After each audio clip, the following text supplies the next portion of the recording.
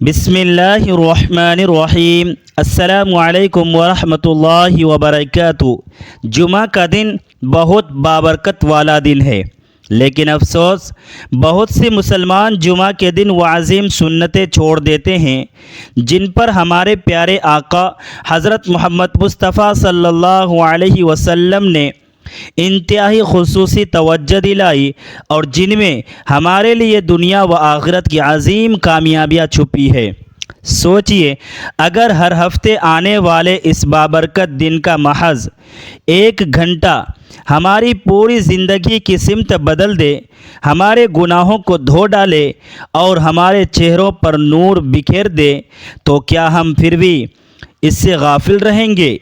اگر آپ بھی اب تک ان سنتوں سے غافل تھے یا ان کی سچی روحانی طاقت اور صحیح مستند فضیلت سے ناواقف تھے، تو آج کی یہ ویڈیو آخر تک ضرور دیکھیے۔ آج ہم مل کر جمعہ کے دن کی ان 5 بڑی مبارک اور مستند سنتوں کے بارے میں جانیں گے جو ہر مسلمان کے دل میں رچی بسی ہونی چاہیے۔ میرے محترم ناظرین، جمعہ کا دن کوئی عام دن نہیں ہے، یہ دنوں کا سردار ہے۔ مومن کے لیے ہفتہ وار عید کا دن ہے، اور آسمانوں پر فرشتے بھی اس دن کی عظمت کا اعتراف کرتے ہیں۔ نبی اکرم صلی اللہ علیہ وسلم نے فرمایا کہ سورج کے نکلنے والے تمام دنوں میں سب سے بہترین دن جمعہ کا دن ہے۔ اسی دن حضرت آدم علیہ السلام پیدا کیے گئے، اسی دن انہیں جنت میں داخل کیا گیا، اور اسی دن وہ زمین پر اتارے گئے، اور قیامت بھی اسی عظیم دن قائم ہوگی۔ مگر ذرا دل پر ہاتھ رکھ کر سوچئے، کیا ہم اس عظیم الشان دن کا استقبال ویسے ہی کرتے ہیں جیسے اس کا حق ہے؟ کیا ہم اس کے برکات اور انوارات کو سمیٹنے کے لیے تیار ہوتے ہیں، یا پھر ہم اسے بھی ایک عام چھٹی کا دن سمجھ کر سو کر یا غفلت میں گزار دیتے ہیں؟ یہاں یہ بات بھی یاد رکھیے کہ جمعہ کی فضیلت اور برکات صرف انہی 5 چیزوں تک محدود نہیں ہے جن کا ذکر ہم آج کر رہے ہیں، بلکہ یہ وہ 5 بنیادی اور انتہائی اہم سنتیں ہیں جن پر ہم میں سے ہر ایک کو خصوصی توجہ دینی چاہیے، تاکہ ہم اس دن کی بے شمار برکات سے مکمل طور پر مستفید ہو سکیں۔ آئیے بات کرتے ہیں پہلی بڑی اور پاکیزہ سنت کی، یعنی جمعہ کے دن غسل کرنا۔ جمعہ کے دن کا آغاز جسمانی اور روحانی پاکیزگی سے ہوتا ہے۔ جب انسان صبح بیدار ہوتا ہے اور جمعہ کی تیاری کے لیے غسل کرتا ہے، تو وہ صرف اپنا جسم نہیں دھوتا، بلکہ اپنی روح کو بھی معطر کرنے کی شروعات کرتا ہے۔ صحیح بخاری اور صحیح مسلم کی متفق علیہ حدیث ہے کہ رسول اللہ صلی اللہ علیہ وسلم نے فرمایا، جمعہ کے دن کا غسل ہر یعنی بالغ شخص پر واجب یا انتہائی ضروری ہے۔ ایک اور روایت میں آتا ہے کہ جو شخص جمعہ کے دن غسل کرتا ہے، اچھے کپڑے پہنتا ہے اور مسجد میں جاتا ہے، اللہ تبارک و تعالی اس کے ایک جمعہ سے دوسرے جمعہ تک کے گناہوں کو معاف فرما دیتا ہے۔ ذرا غور کیجئے، غسل کرنے کی حکمت کیا ہے؟ جب انسان پانی کے قطرے اپنے جسم پر بہاتا ہے تو اس کے جسم کے ساتھ ساتھ اس کے گناہ بھی جھڑ جاتے ہیں۔ یہ غسل انسان کو ایک نیا احساس بخشتا ہے، اس کی سستی دور کرتا ہے، اور اسے رب کے حضور کھڑے ہونے کے لیے ایک خاص تازگی عطا کرتا ہے۔ اسلام پاکیزگی کا دین ہے، اور جمعہ کا غسل اس بات کی علامت ہے کہ مومن اپنے رب کی بارگاہ میں ظاہری اور باطنی ہر لحاظ سے پاک و صاف ہو کر حاضر ہوتا ہے۔ اب یہاں ایک سوال پیدا ہوتا ہے جو شاید آپ کے ذہن میں بھی آتا ہو، آپ ان 5 سنتوں میں سے کون سی سنت ہر جمعہ بلا ناغہ ادا کرتے ہیں؟ کمنٹ میں اپنی رائے اور معمول ضرور بتائیں تاکہ دوسرے مسلمانوں کو بھی اس سے ترغیب مل سکے۔ جب انسان غسل کر کے پاک ہو جاتا ہے تو پھر باری آتی ہے دوسری بڑی سنت کی، اچھے اور صاف ستھرے کپڑے پہننا اور عطر یا خوشبو لگانا۔ یاد رہیں کہ خوشبو لگانا خصوصی طور پر مردوں کے لیے سنت ہے اور یہ اسلام کے بہترین آداب میں سے ہیں۔ سنن ابو داود اور دیگر مستند کتب حدیث میں نبی کریم صلی اللہ علیہ وسلم کا ارادہ اور معمول ملتا ہے کہ آپ صلی اللہ علیہ وسلم جمعہ کے لیے اور عیدین کے لیے اپنے سب سے بہترین کپڑے زیب تن فرمایا کرتے تھے، خواہ وہ سادہ ہی کیوں نہ ہو۔ حضرت عبداللہ بن عمر رضی اللہ تعالی عنہما کے بارے میں آتا ہے کہ وہ جمعہ کے دن بہترین لباس پہنتے اور عمدہ خوشبو استعمال کرتے تھے۔ خوشبو اور صاف لباس انسان کی شخصیت میں ایک ایسا نکھار اور وقار پیدا کر دیتے ہیں جو مسجد میں آنے والے دیگر بھائیوں کے لیے بھی راحت کا باعث بنتا ہے۔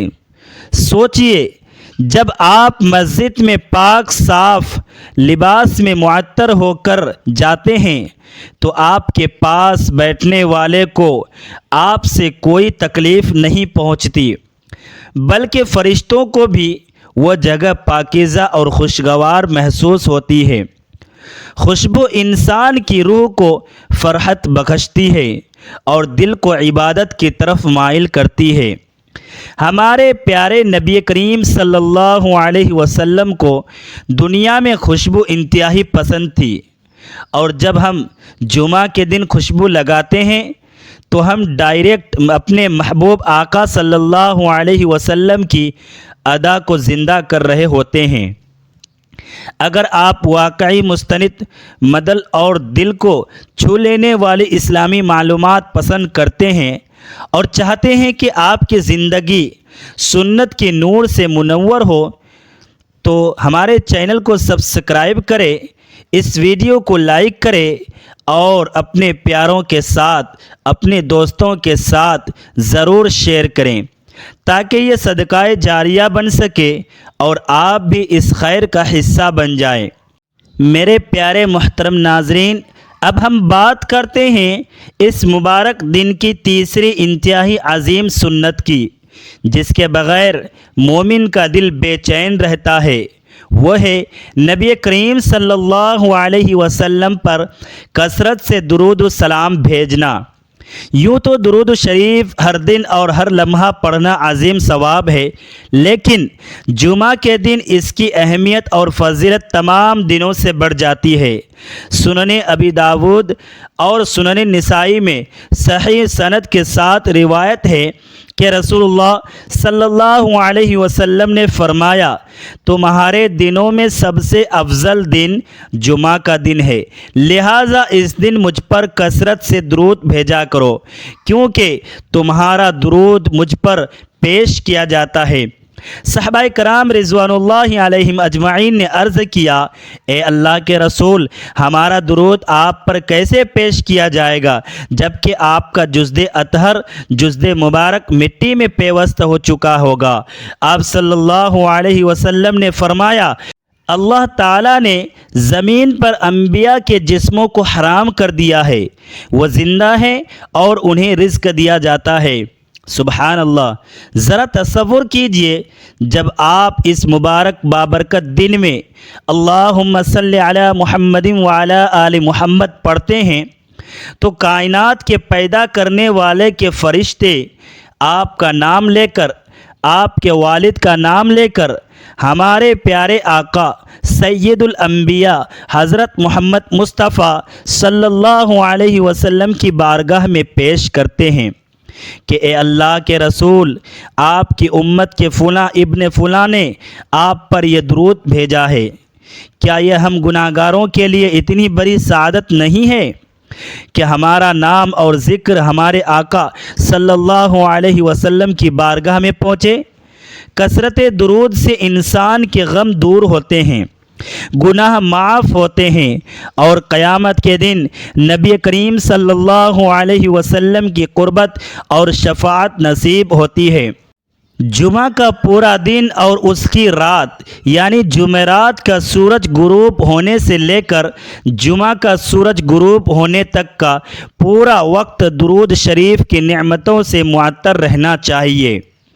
بات کو آگے بڑھاتے ہوئے ہم چوتھی عظیم سنت کی طرف آتے ہیں، جس کا تعلق قرآن مجید کی ایک انتہائی بابرکت اور حکمت سے بھرپور سورت سے ہیں، یعنی جمعہ کے دن سورۃ الکہف کی تلاوت کرنا۔ حضرت ابو سعید خدری رضی اللہ تعالی عنہ سے روایت ہے کہ نبی کریم صلی اللہ علیہ وسلم نے فرمایا، جو شخص جمعہ کے دن سورہ کہف کی تلاوت کرتا ہے اس کے لیے دونوں جمعوں کے درمیان ایک نور روشن کر دیا جاتا ہے۔ ایک اور روایت میں آتا ہے کہ وہ نور اس کے قدموں کے نیچے سے لے کر آسمان کی بلندیوں تک چمکتا ہے، جو قیامت کے دن اس کے لیے روشنی بنے گا، اور اس کے دونوں جمعوں کے درمیان کے گناہ بخش دیے جاتے ہیں۔ لیکن کیا ہم نے کبھی سوچا ہے کہ جمعہ کے دن خصوصاً سورہ کہف ہی کیوں پڑھوائی جاتی ہے؟ اس میں کیا راز چھپا ہے؟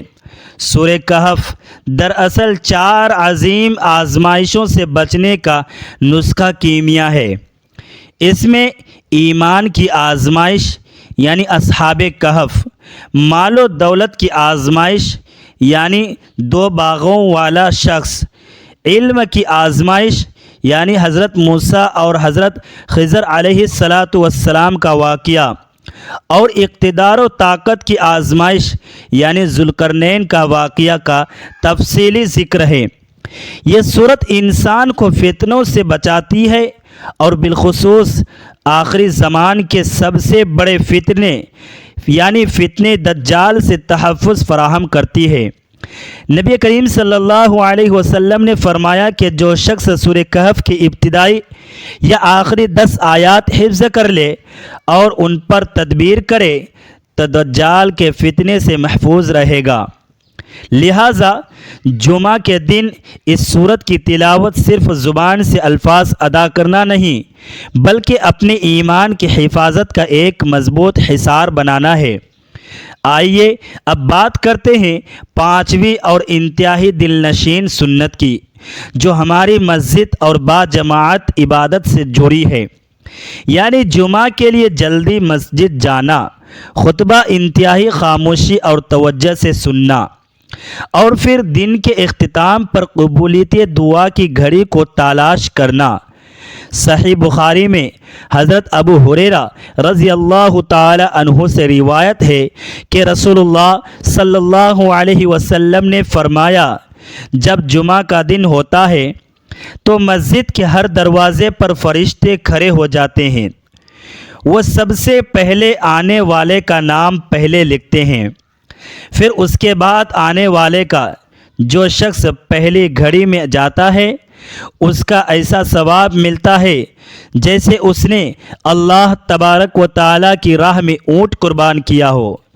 جو دوسری گھڑی میں جاتا ہے اسے گائے کی قربانی کا ثواب ملتا ہے۔ جو تیسری گھڑی میں جاتا ہے اسے سیک والے دمبے کی قربانی کا ثواب ملتا ہے۔ جو چوتھی گھڑی میں جاتا ہے اسے مرغی کی قربانی کا ثواب ملتا ہے، اور جو 5ویں گھڑی میں جاتا ہے اسے انڈے کے برابر صدقہ کرنے کا ثواب ملتا ہے۔ پھر جب امام خطبہ کے لیے نکلتا ہے تو فرشتے اپنے رجسٹر لپیٹ لیتے ہیں اور ذکر یعنی خطبہ سننے میں مشغول ہو جاتے ہیں۔ اللہ اکبر! ذرا لمحہ بھر کے لیے ٹھہر کر سوچئے، کیا ہم فرشتوں کے رجسٹر میں اپنا نام پہلی قطاروں میں لکھوانا چاہتے ہیں، یا ہم اس وقت مسجد پہنچتے ہیں جب فرشتے اپنے رجسٹر بند کر چکے ہوتے ہیں؟ افسوس کہ آج ہمارا حال یہ ہو چکا ہے کہ جب خطبہ شروع ہو جاتا ہے بلکہ جب نماز کا وقت بالکل قریب آ جاتا ہے تب ہم سستی سے مسجد کا رخ کرتے ہیں۔ ہم انڈے یا مرغی کی قربانی کا ثواب بھی کھو دیتے ہیں اور ان فرشتوں کی تحریر سے محروم ہو جاتے ہیں جو ہمارا نام پہلے لکھ رہے ہوتے ہیں۔ اسی سنت کا دوسرا حصہ ہے خطبہ خاموشی اور دھیان سے سننا۔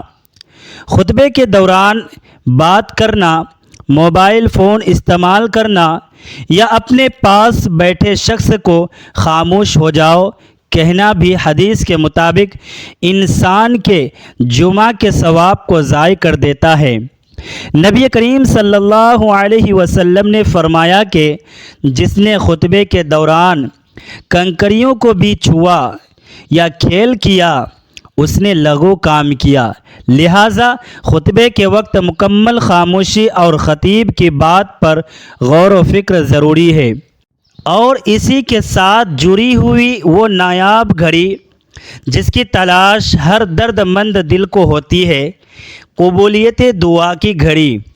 صحیح یعنی بخاری و مسلم میں آتا ہے کہ جمعہ کے دن ایک ایسی گھڑی یا لمحات ہوتے ہیں کہ جس میں کوئی مسلمان بندہ کھڑا ہو کر اللہ تبارک و تعالیٰ سے جو بھی خیر اور بھلائی مانگتا ہے اللہ تعالیٰ اسے ضرور عطا فرما دیتا ہے۔ معتبر اور متفق علماء کرام کی احادیث کی روشنی میں اس گھڑی کے حوالے سے دو بنیادی اور قوی اوقات بتائے گئے ہیں۔ پہلا وقت وہ ہے جب امام منبر پر بیٹھتا ہے سے لے کر نماز کے ختم ہونے تک کا وقت، اور دوسرا انتہائی قوی وقت عصر کی نماز کے بعد سے لے کر مغرب کا سورج غروب ہونے تک کا آخری وقت ہے۔ خاص طور پر عصر سے مغرب کے درمیان کا وقت دلوں کے پگھلنے اور بارگاہ الہی میں ہاتھ اٹھا کر گر گرانے کا بہترین وقت ہے۔ اس وقت اپنے تمام غم، اپنی تمام بیماریاں، اپنی پریشانیاں اور اپنے گناہوں کی معافی اللہ تبارک و تعالیٰ کے سامنے رکھ دیں۔ وہ رحیم و کریم رب کبھی اپنے بندے کے اٹھے ہوئے ہاتھوں کو خالی نہیں لوٹاتا۔ ہمیں اس بات کا بھی خیال رکھنا چاہیے کہ فقہی مسائل یا فروعی باریکیوں میں علماء کرام کے بین مختلف آراء ہو سکتی ہے، جیسے قبولیت کی گھڑی کے تعین یا دیگر چھوٹے مسائل میں، تاہم ان تمام امور میں صعب سے پاک رہ کر تمام معتبر علماء کا احترام کرنا چاہیے، اور جہاں بھی آپ کو کوئی الجھن ہو اپنے علاقے کے مستند اور معتبر اہل علم سے براہ راست رہنمائی حاصل کرنی چاہیے۔ میرے پیارے ناظرین، آج کی اس مبارک گفتگو میں ہم نے جمعہ کی جن 5 عظیم اور مستند سنتوں کا تذکرہ کیا، آئیے ان کا ایک بار پھر جائزہ لیتے ہیں تاکہ یہ ہمارے دل و دماغ میں راسخ ہو جائیں۔ پہلی سنت غسل کرنا اور جسمانی پاکیزگی حاصل کرنا۔ دوسری سنت صاف ستھرا اور عمدہ لباس پہننا اور خوشبو کا استعمال کرنا۔ تیسری سنت نبی کریم صلی اللہ علیہ وسلم پر کثرت سے درود و سلام بھیجنا۔ چوتھی سنت نورانیت اور فتنوں سے حفاظت کے لیے سورہ کہف کی تلاوت کرنا۔ اور پانچویں سنت مسجد میں وقت پر جلدی جانا، خاموشی سے خطبہ سننا اور عصر سے مغرب کے درمیان قبولیت دعا کی گھڑی میں رب سے اپنے رشتے کو مضبوط کرنا۔ یاد رکھیے، جمعہ کا دن اللہ تبارک و تعالیٰ کا ایک عظیم تحفہ ہے جو ہر 7 دن بعد ہماری زندگیوں میں آتا ہے تاکہ ہم اپنے پورے ہفتے کے زنگ کو اتار سکیں اور اپنے رب سے اپنا ٹوٹا ہوا تعلق دوبارہ جوڑ سکے۔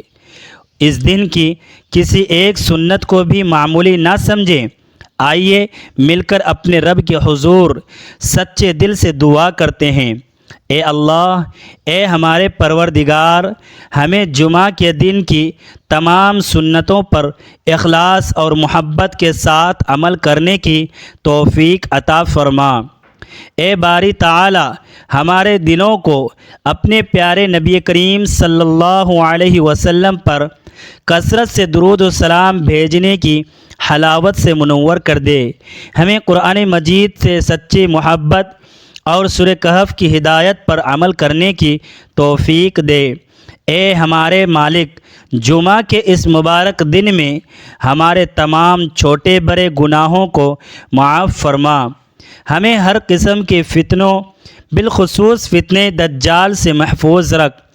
ہمارے بیماریوں کو شفائے کاملہ عاجلہ عطا فرما۔ ہمارے پریشان حال بھائیوں اور بہنوں کی مشکلات کو آسان فرما، اور جب تک ہم زندہ رہیں ہمیں اسلام اور سنت پر قائم رکھ، اور ہمارا خاتمہ بالخیر ایمان پر فرما۔ آمین یا رب العالمین۔ جزاکم اللہ خیرا کثیرا۔ السلام علیکم ورحمۃ اللہ وبرکاتہ۔